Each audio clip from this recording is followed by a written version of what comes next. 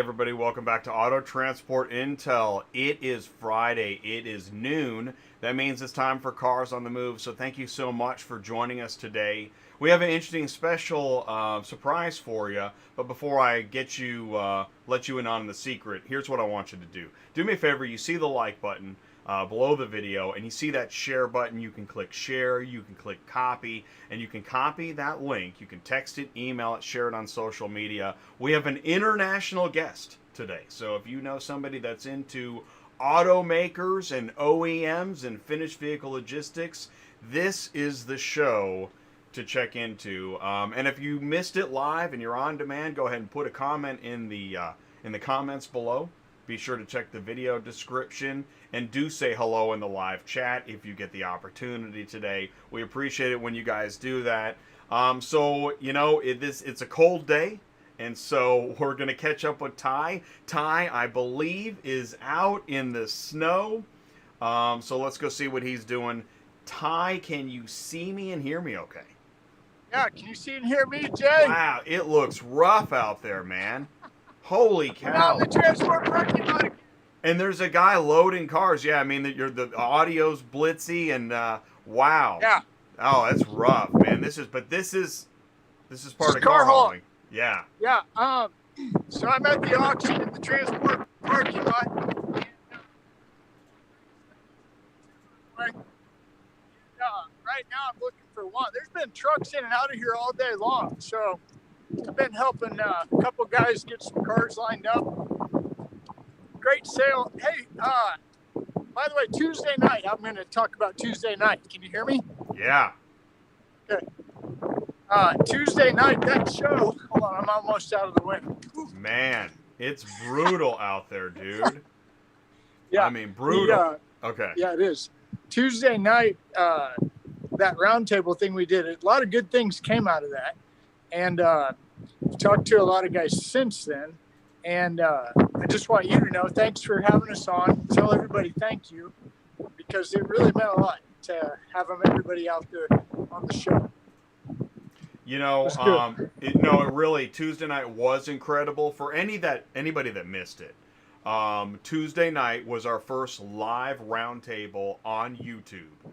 And do this too. If you watch that video, look at the video description. It's the longest description I think I've done so far. Click links. You can see the sections with each person, company names, etc. So no, that was amazing. It was so amazing. We're gonna do it again sooner than I thought. And I don't know exactly when. I think I know when. I'll know probably by the end of the day, Monday. I've got another meeting on Monday, and that'll probably dictate. So that's Tuesday night. That was amazing. We had a great dispatching live yesterday. We had great DOT compliance on Wednesday. It's really been a good week. And so, but we saved the best for last. What are we doing today? On the screen it says live with Christopher Ludwig. What does that mean? Well, wait till you figure this one out, dude. I can't even believe that we have Christopher Ludwig on the show. Wait till you see who this guy is. This is amazing. Do you Jay remember? did this too, by the way. Yeah, I did this. I reached out to him it was like 2 years ago. Two and a half years ago. We had a meeting. We explained what we were working on. And Christopher and Matt and Marcus, they helped us get to a couple of their conferences. The Automotive Logistics gang. We're talking OEMs, global OEM contacts. It's actually, when you walk in that show, it's pretty overwhelming. Well, the cool part is, and this is why I like Friday's show, because this is where we connect dealers, auctions, and carriers. And part of dealers is OEM. And that's one thing we don't talk a lot about here, because I'm not the OEM guy. But we did have, remember Joe with Midwestern? He was an OEM guy, and he talked a lot about OEMs. So this is really big, because this Chris guy, this is no joke. Transport guys pay a lot of money to go to Christopher's events and shows. I mean, they pay a lot of money. Oh. Why? Because he draws in Toyota, Honda, I don't know who else. Glovis, just keep going. Nissan. Ford. I mean, everybody is there. Yeah, this is the guy. And they're not only there, they're speaking. Yeah, this is the guy that goes up on the stage and says, here's my friend, Toyota. I mean, this is crazy, okay? So buckle up. because this is going to blow your mind. And by the way, he's in England, right? Yeah, right. Yeah, and Monterey is in the live chat. She said hello from London. Hey, Monterey, what's going on? Thank you so much. And this really is neat. And Christopher not only introduces all these heads of OEMs on the stage, but interacts and knows exactly what's going on. Yeah, it's it's big. Pretty amazing. So without any further ado, let's go ahead and bring Christopher into our live Zoom meeting. Here we're streaming on YouTube. Christopher. Hello. Welcome to the live stream on Cars on the Move on Auto Transport Intel. Thank you for taking the time to join us today. It's my pleasure, Jay. Great to see you. Wow, it is great to see you. And I missed you guys this year. I was hoping to see you. We were supposed to be in California. When was that? Was it a year ago? Well, when was that? I think the original dates would have been, yeah, you're right, either May or June of 2020, but in the before time in BC, right, before COVID. Yeah, BC, before BC. COVID. Right? Can barely even remember what it was like in the before times. But yes, yeah, we would have been seeing each other in California, in Baltimore, in Detroit, all the places we, in our kind of North America, tour along with our global tour. Right, because where were some of the other international spots you were recently? So where we were before, the last event we did on the eve of this, and actually, as it turns out, I would say more in the eye of it, as little did we know, we were in Mexico City in end of February 2020, when things were really starting to get worse. But thinking back then, I think everyone was a bit naive, and it was, it's not here, it's over there, and then it's over here, and then it's over there, and then, oh God, it's here. So that was in Mexico at the end of February. Before that, we would have been, so we're based in London. Was a Belgium or there was somewhere in Europe. Sure, yeah. So we're based in London. So we had events in London. We were in Budapest. We were in Munich. We've typically in a given year or in China. We've been in the past in Brazil and Russia. So we've kind of India as well. In more recent years, we were probably a bit more Europe and North America focused, but nonetheless, for our physical events, the international circuit was very key to our kind of overall content program and agenda. Arguably, in the PC in post-COVID, we're as international and global, perhaps more, given the ability to reach sort of more places and stuff as well. But North America, US, I would say, is our largest readership for our online publication.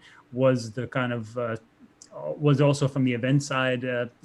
We had most events and most attendees there, and now on our virtual sort of our own live stream versions and digital events, it's also quite a healthy share of our marketplace. But yeah, that global view is really key when you're looking at the wider automotive supply chain. When I look at global finished vehicle logistics and automakers for information, you're the resource. So thank you for doing that. Well, no, thank you. I appreciate that. And that's been part of our, I guess, our objective for the last 20 odd years. I haven't been there for all of those, but for long enough of it. And we sort of just tried to build relationships at the top supply chain logistics levels at car makers across the world. Whether it's the global responsible head. Oh, we had an internet shakeup. Hold on to your desks. We're okay. Keep going. We just had an internet hiccup. Please keep going. Sorry. Yeah. No, it was me. Okay, cool. It's also part of the now times as well, isn't it? So, but yeah, I think it's really key to bring those perspectives to other regions and understand. It's interesting. I mean, for us, sometimes we've connected companies within companies. So heads of sometimes your regional supply chain divisions are very regionally focused and didn't always communicate with others on other sides. So finished vehicle logistics is a good example because although the inbound side of that would be pretty connected because you're sourcing parts from all around the world. If you were certain Japanese car makers, for example, in Europe, actually didn't have that much interaction with their counterparts in the US or North America. But actually, we've often over the years brought those kinds of people together. It sounds funny, like to do it in their own company, but it happens. It's a great point, because we just saw this Tuesday night. People we've talked to online, we got to see face to face, and it is like a revelation. Yeah, it's a total game changer of the relationship itself. The ability to remember each other, know what each other's doing. And I want to say this too, is that those conferences that we went to of yours, was it 2018 or no, 2019? I think you would have been at the 2019 ones, yeah, as Baltimore and Detroit. I'm so thankful we got to be there. I mean, I'm so thankful. Thank you so much. They were great. Thanks for that. Okay, Christopher, I was just talking about you run around with some big names. Who are some of the big names you run around with in the OEM world? Yeah, so I mean, we're pretty much in pretty good contact. I think if we go to North America side, we've got good contacts at pretty much all of the majors, whether it's GM, FCA, Toyota, Nissan, particularly those heads of logistics, supply chain, and finished vehicle in North America, but very much across the pond here as well in Europe. We're in very close contact often with the Volkswagen groups, Audis. Like I said, we're not traveling to see them right now, but we're interacting probably even more with some key people. So just, one example, Susanna Lehman, who's the director of production North America for Volkswagen, coordinating across Mexican plants, across Chattanooga, both for vehicles as well as the powertrain production in Mexico. A fantastic contact, knows logistics really, really well because she actually came out of logistics. We knew her first in Shanghai when she was working in Volkswagen's joint venture in China. She went different roles in Germany, been in North America last couple of years, spoke at a Mexico conference, and she'll be joining us in a couple of weeks in an event that we have. And you just get a great perspective because she's really responsible for production, but she knows and appreciates logistics so much that it's really key for her to understand, for example, what the challenges are on the vehicle distribution side, whether it's the border, whether it's damage rates of hauling vehicles out of the plant in Mexico or out of rail in Mexico, whether it's the electrification program, which is coming to Chattanooga, and how you do coordinate that from a supply chain side, production, preparing carriers for it. So, yeah, I mean, it's the joy of the role, I guess. The joy of the job is the chance to talk to some of these companies about what their challenges are right now. And pretty much all the major OEMs are part of our network. They're not always at every event, but I think you would have seen that at the couple of events that you guys came to as well. If we're Detroit in 2019, which is our global North America conference, it's pretty much the main players who participate in that kind of event. Yeah, and that one was one that really blew me away. Was the Detroit, the supply chain that I've been in transportation. No idea what, I mean, but when you hear it, different thing. Now, Jay said that you've got something coming up. Is that right? What's coming up, Jay? Or Christopher?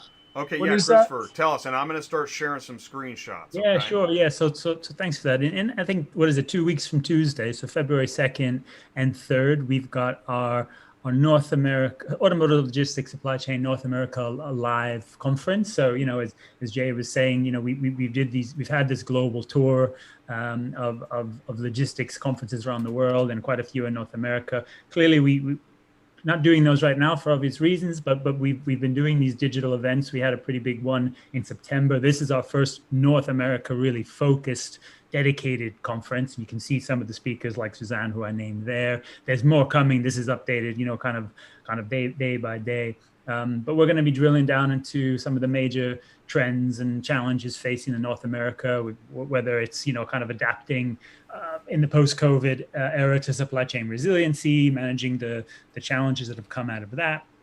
And look at that list. Automotive leaders. Anybody got that? No.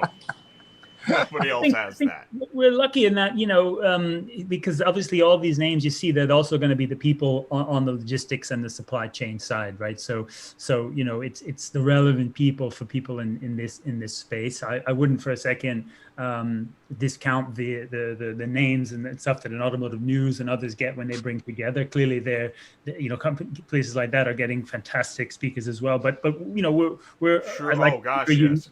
like to Absolutely. think You're absolutely right on that. we're Yeah. unique because if you want to understand what's really specific to the logistics challenges of it, then this is the place to be. Right. And when we've got so many of them right now, I mean, the supply chain, but from a good and I mean that in a good way too, the supply chain has been, I think, front and center of the challenges and opportunities that the industry is facing over the last years.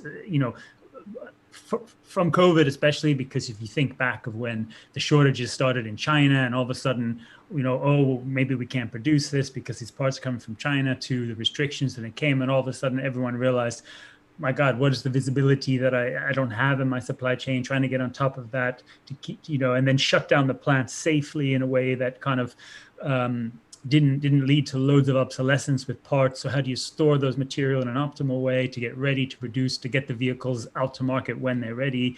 And now dealing with sort of the inventory tight shortages we've seen. It's sort of everything's about the supply chain. And how you kind of visibility around it, planning around it, resiliency around it. So, for us, as a kind of media group dedicated to this, it's been a big challenge, like anybody, because obviously, we can't travel, we can't do the things that we used to do. But man, a lot to talk about, a lot of innovation, a lot. Yeah. Oh my gosh, right? The adaptations that have gone into place in the past year, it is, and that's in everything. That's what makes everything so interesting to talk about in detail and minutia. I mean, Ty's at an auction right now. That auction has been affected. I can imagine. I can imagine. I've got a question that Jay and I really tried to keep this what we call a family show, and we try to avoid certain topics, but it's almost like the political aspect to what you talk about and what you do has got to be huge. Is that true? I think so. Yeah. I mean, it's interesting that. So if we could take a couple of examples there. So one is like Brexit, obviously. So just to be specific about where I am now, and obviously we're 2 weeks into the real Brexit after, left the European single market and customs union, whole set of new rules and regulations that really impact supply chains, impact, moving vehicles in and out of the UK, parts and things like that. Brexit as a topic, or if you look in North America, USMCA, the trade deal, with Mexico, they are highly politicized, geopolitical issues. I think what's important there, though, when we talk to our, people at GM, or we talk to Jaguar Land Rover, we talk to the companies that are managing it. I mean, for them, it can't be that. They have to be careful too.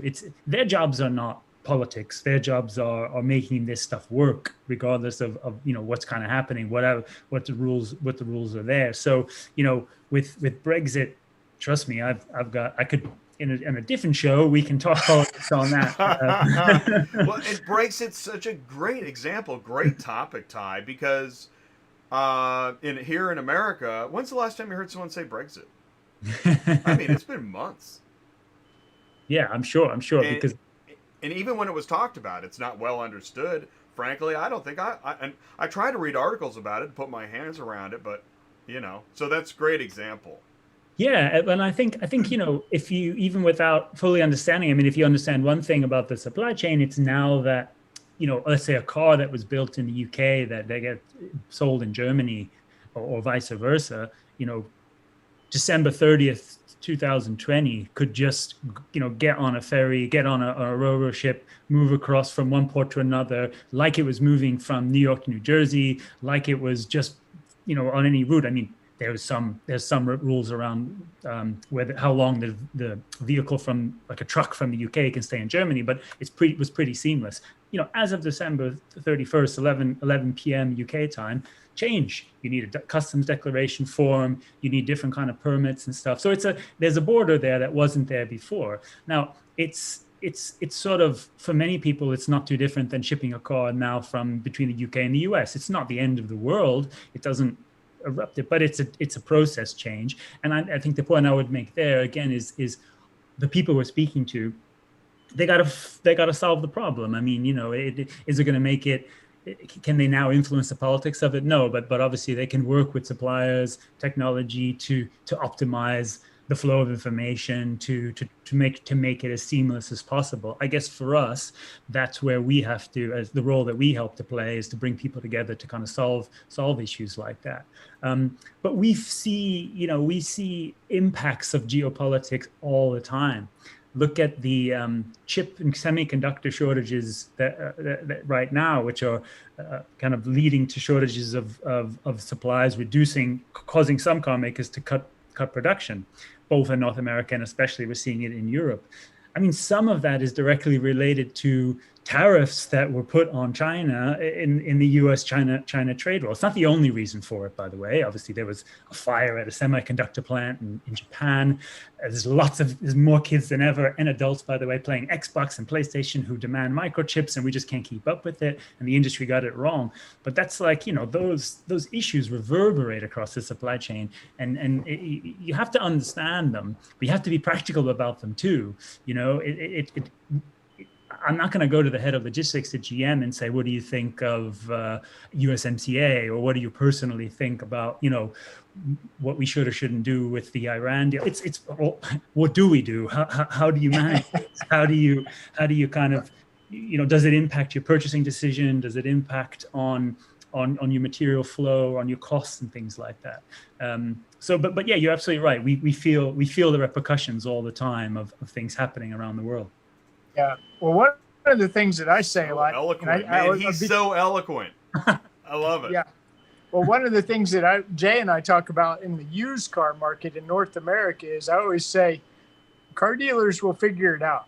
That's one thing you can count on. They will figure out how to buy a car and how to sell a car, I promise. So kind of ties into what I think I hear you saying, which is, we can dive into the actual problem, but that's probably not going to fix it. Yeah. Let's talk about, here's how we're going to make this work. Right. And I can see that, and a lot of times I've always felt like OEM trickles down to the used car. So I've been a used car guy for 20 years, and I've seen these guys through the good times and through the bad times, they figure it out. So yeah. I'm assuming it's a similar situation for you too. Great point. And we've been pretty, I think when we started covering the real, I'd say when everything really started to fall down in February, March last year, with the pandemic spreading, from China across Europe and then escalating, and we started to see shutdowns of each of the plants, or the restrictions come in and then the shutdowns. And there were points when we were looking at it and saying, and talking to many people and saying, Mike, this is going to be such a catastrophe, because not only are the plants shut down, but the suppliers are going to go bust, and it's going to be disarray. There's going to be parts all around the world. We're going to really struggle to get going again. Some of the worst came true, of course. Some of it did. It's not all perfect. But by and large, the resiliency of the supply chain has been probably the biggest story, because actually many has figured it out. And if I take to your example on dealers and auctions and used cars, I mean, here in Europe, in the UK, we've had various lockdowns, various restrictions where the dealers have to close, or they have to end, let's say, physical sales. So you can't do in-person sales. But the transition to online has been, so swift and so much faster than anybody thought. Going into COVID, most of the European dealers had so small level of online sales. Whereas now in certain markets where the only thing they could do was online with a click and collect. So, you could basically complete it online, and then either the delivery comes to your door or is arranged contactless, at the dealer or an alternate location. We almost take that for granted now, but it was a year ago this time. That wasn't happening. So, and then we've seen obviously what online auctions, as you could speak to much better than me, but the kind of growth and shift to that has been quite phenomenal. Well, and I concur. I agree. And then, it's funny when we were in, I think it was Detroit, Marcus was explaining to me how you guys buy and sell cars where you guys are, and it just completely blew my mind. I still think what, but definitely some good stuff. And I do think, just as a people, as a whole, we seem to figure out how to get things done. So. That's cool. I'll tell you what, this is great. This is awesome, and we got a few minutes left. I would say on my wish list, if since we've been through all this, I would love to make it to like a future event in China with all the battery technology and the EV technology. That's the hotbed of what's happening. Do you agree with that, Christopher? Am I right about that? You're right, but I think the good news on that is that it's coming somewhere close to you soon. So I mean, the kind of the real push right now is on that battery technology, and also on the kind of scaling up of battery production and supply chains globally. So I know we only have a couple of minutes, so I won't bore you with all the details. But in Europe, for example, I think there's a pipeline. I've got a colleague, and we can share more of this on another one too as well. We've done some research on the battery supply chain and the pipeline of lithium-ion battery factories, which is coming to Europe over the next couple of years. There's something like 60, 70 in the pipeline right now, just to kind of, and that may not even meet the demand for production, which is coming, because there's so much regulatory push for EV, and the EV path and EV growth rate is so high. And now we're seeing a lot of that in North America too. It is a bit slower because the electrification pace has been a little bit slower. I think that's starting to quickly change. Yeah, I mean, GM just changed their name, and Tesla's killing it. I mean, what other major automakers do you think fit in that category of really pushing EV? Volkswagen, for example, for sure. I mean, here in Europe, that's definitely the biggest investor. And I can't even, the numbers, it just, you can't get your head around it. It goes from 30 billion to 40 billion to, every bit, and they keep advancing that. That's on top of making a lot of other kind of cost efficiencies elsewhere, but the money and investment goes there. So Volkswagen definitely scaling up, and they're bringing a couple of products to North America as well, as I mentioned. So you've got an electric SUV getting built in Chattanooga over the next coming years.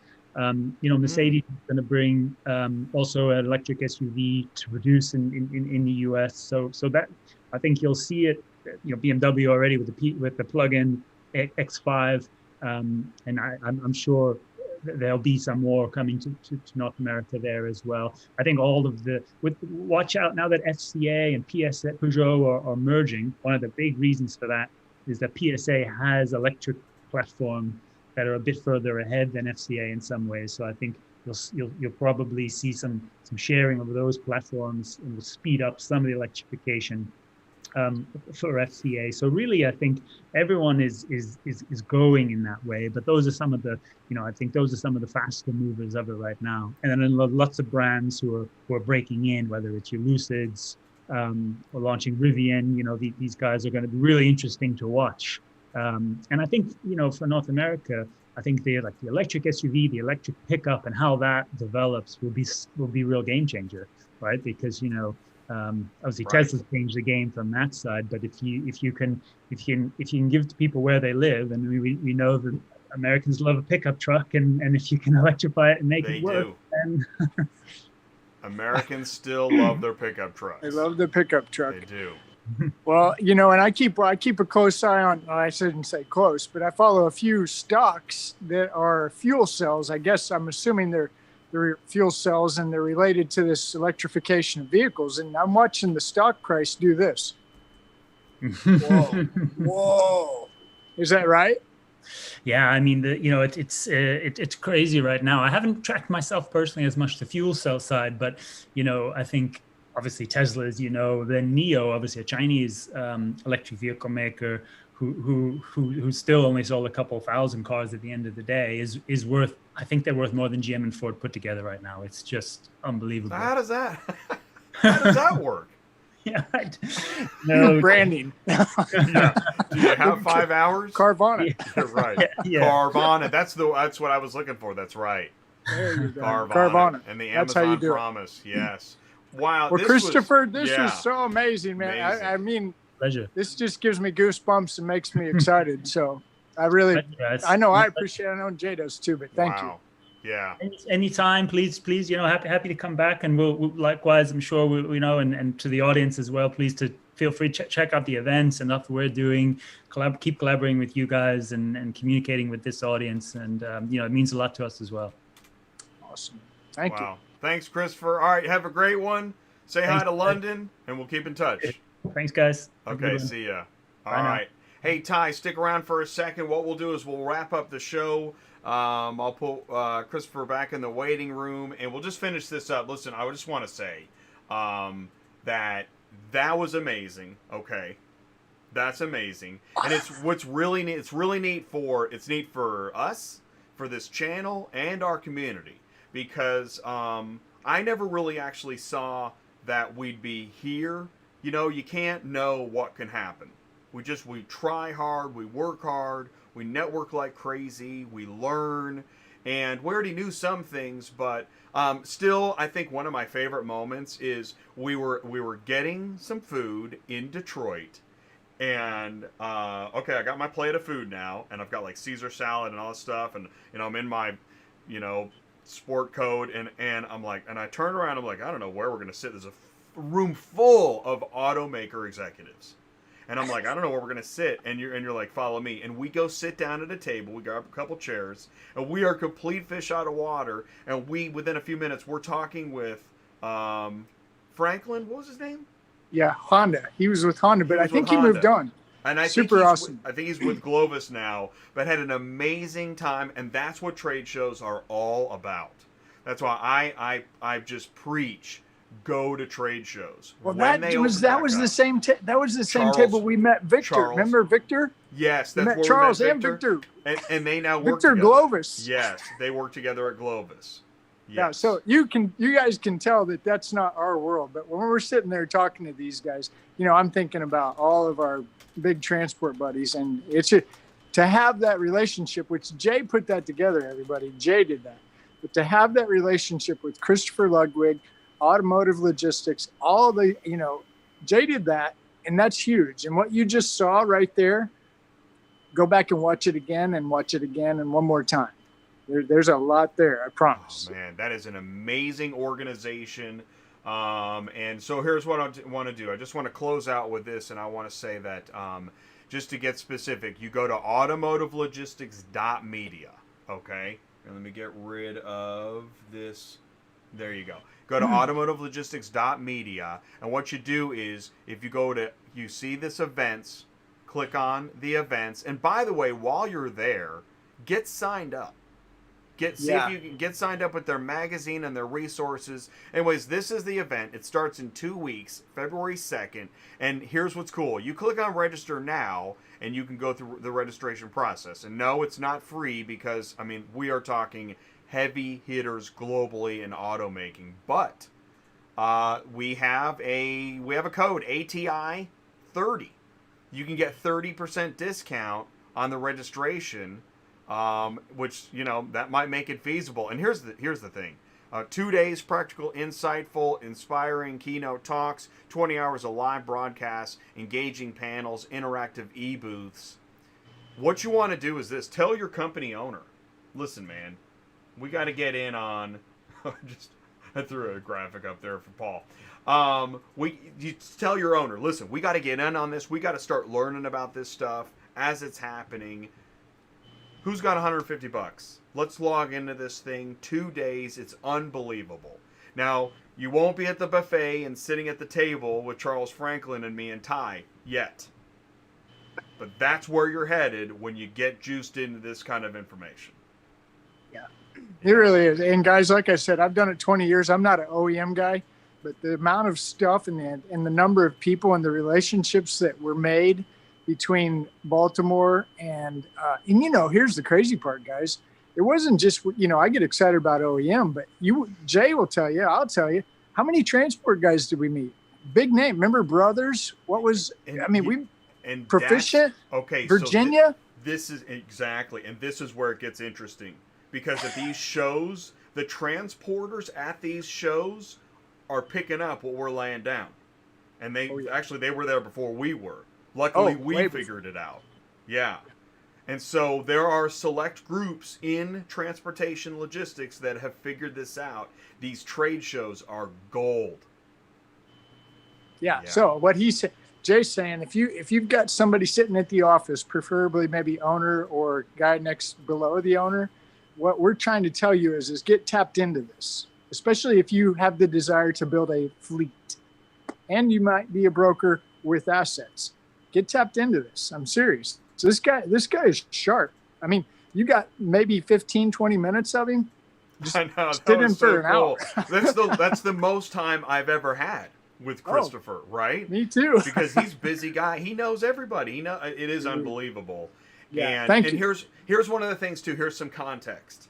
When we say talk to the dealer, and let's say you get there and you're standing in front of them and you're trying to figure out what do we talk about. These events will fill your head with stuff to talk about. Yeah, absolutely. That's where they're at. You can pick up right there. What's Volkswagen do? I mean, there were so many things in that little section there with Christopher. Dude, you ought to be able to talk to a dealer for an hour. I mean, I'm wanting to go find somebody just to ask them if they know. Right, exactly. And he's going to be like, what? Wait a minute, what do you do? Right? I haul cars. Really? Yeah. I'm a car You're not like a manager somewhere? Yeah, I am. I'm a business owner and I'm a businessman and I want to talk business. Yeah, and it's industry. You know, we're in the car business, whether you like it or not. Matter of fact, I'll wrap it up with this. Cool. I sent you a link through LinkedIn, and it was a sales guy.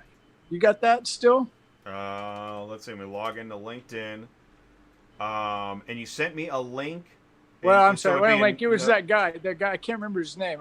He did the little video. What do you think? Commission or salary? I think it was a little video. The guy had his ball cap on this morning. Yeah, selling cars like candy bars. Yeah. That guy. That was awesome. Yeah. Well, my point is this guy. Okay. This guy is selling cars. He's started something and he's helping other guys sell cars. Yes. And the point is that all the way from the dude that nobody wants to talk to at the car lot, the guy that Jay's always making fun of, the guy that they're all standing out front when you pull in, they're like that. Oh, the vultures. Yeah. Without those guys, I'm telling you, we don't have a job. You know, it's like the big boys talking about the wedgies. Okay, if you don't have the sales guy, you don't have a job. Christopher. Wow. If we don't sell cars, what are we going to do? Right. Screw supply chain. Ty just put me in my place live on my own show. Hey man, we're all part of it. That's buddy. Right. Well, it all touches. And it is amazing. So, I guess without, I don't know how to put an amazing star. It's another great show. This was a great show, man. ATI. Thank you so much, dude. Yeah, dude. No, that's Christopher, and that's you. Thank you, Christopher. Thank you, Automotive Logistics. Can't wait to see you guys again. Hopefully, maybe not this year, but hopefully 2022. Huh? Yeah, absolutely. Let's say you know what they got this for? 2022, we're hitting the circuit again. Well, I'm assuming it's just like a squeegee. Get the water up. Yeah, move the water. They got to get rid of the water, dude. Yeah. And, thin it out, dry it out. Well, when you got the sale and people are walking, you got to keep the water off so they don't slip and fall. Another liability, okay? Right. Another reason why auctions maybe don't want dealers in the auction. Look at that. The digital auction insurance agent just rang the bell. Yeah. That's good. Well, I'm happy to be here. I'm happy that the doors are open, and I'm happy people are running around. And I'm happy. I love hauling cars and people. Happy Friday. Have a good weekend. Watch this. Wait. I got to go move some cars. Oh, man. Brutal out there. Woo, we're back. Look at that, man. It's beautiful. Winter wonderland. Yeah, it is. But anyway, that's where we're at. And I think If you're ready to call it a show, I am. But Yeah. All right. Well, I'm going to sign off. I'm going to let you go. Thank you so much, Ty. We'll see you next week. Have a good one. Thanks, Jay. All right, Hey, do we have a meeting later today? Do we have anything? We're live. We do this. Oh yeah, we have a 4 o'clock. I'll see. I'll see you at 4 o'clock. We have a meeting. That's right. This is a proof that Jay and I don't talk. Right. Exactly. Live.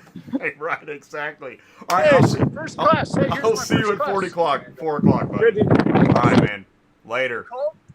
Bye. Oh, okay. I'm gonna let Ty go.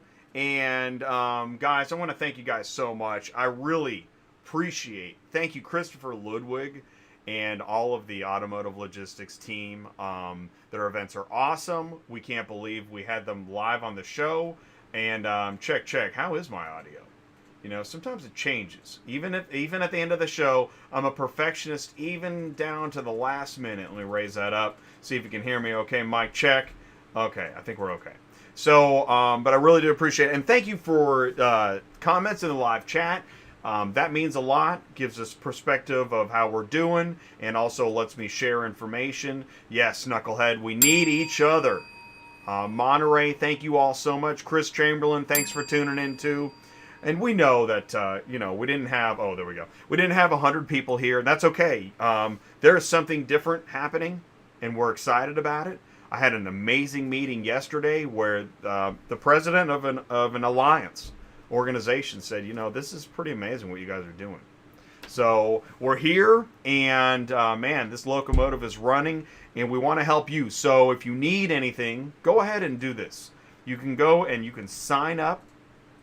I'll share the where's the sign up screen. You go sign up, go to autotransportintel.com, click on sign up. I put the link in the live chat. Let us know how we can help you. And Tuesday night, dude, ARI Fleet Management, they're going to be live with us. I bet you don't even know who ARI is. This is my guess, okay? But it's a big deal. It's a big company, and it's going to be an amazing show.